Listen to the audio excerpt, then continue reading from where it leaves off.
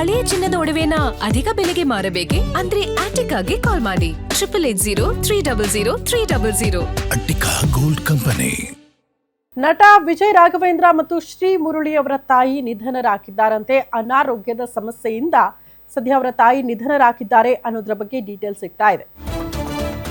ಅನಾರೋಗ್ಯದಿಂದ ಚಿನ್ನೇಗೌಡರ ಪತ್ನಿ ಜಯಮ್ಮ ನಿಧನರಾಗಿದ್ದು, ನಿರ್ಮಾಪಕ ಫಿಲಂ ಚೇಂಬರ್ ಮಾಜಿ ಅಧ್ಯಕ್ಷ ಚಿನ್ನೇಗೌಡರ ಪತ್ನಿ ಜಯಮ್ಮ ಕೆಲ ದಿನಗಳಿಂದ ಅನಾರೋಗ್ಯದಿಂದ ಜಯಮ್ಮ ಅವರು ಬಳಲ್ತಾ ಇದ್ದು, ವಯೋಸಹಜ ಕಾಯಿಲೆಯಿಂದ ಚಿಕಿತ್ಸೆಯನ್ನ ಕೂಡ ಪಡೆದುಕೊಳ್ತಾ ಇದ್ರಂತೆ ಜಯಮ್ಮ ಅವರು.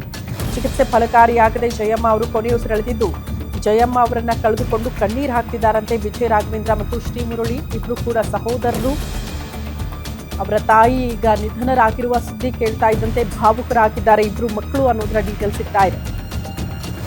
ವಯೋಸಹಜ ಕಾಯಿಲೆಯಿಂದ ಬಹಳ ದಿನಗಳಿಂದ ಅವರು ಚಿಕಿತ್ಸೆ ಪಡೆದುಕೊಳ್ತಾ ಇದ್ರು. ಬಟ್ ಈಗ ಚಿಕಿತ್ಸೆ ಫಲಕಾರಿಯಾಗದೆ ಮೃತರಾಗಿದ್ದಾರೆ, ನಿಧನರಾಗಿದ್ದಾರೆ ಅನ್ನೋದ್ರ ಬಗ್ಗೆ ಡೀಟೇಲ್ಸ್ ಸಿಗ್ತಾ ಇದ್ದು, ಇಬ್ರು ಮಕ್ಕಳು ಕೂಡ ಭಾವುಕರಾಗಿದ್ದಾರಂತೆ ಸುದ್ದಿ ಕೇಳ್ತಾ ಇದ್ದಂತೆ.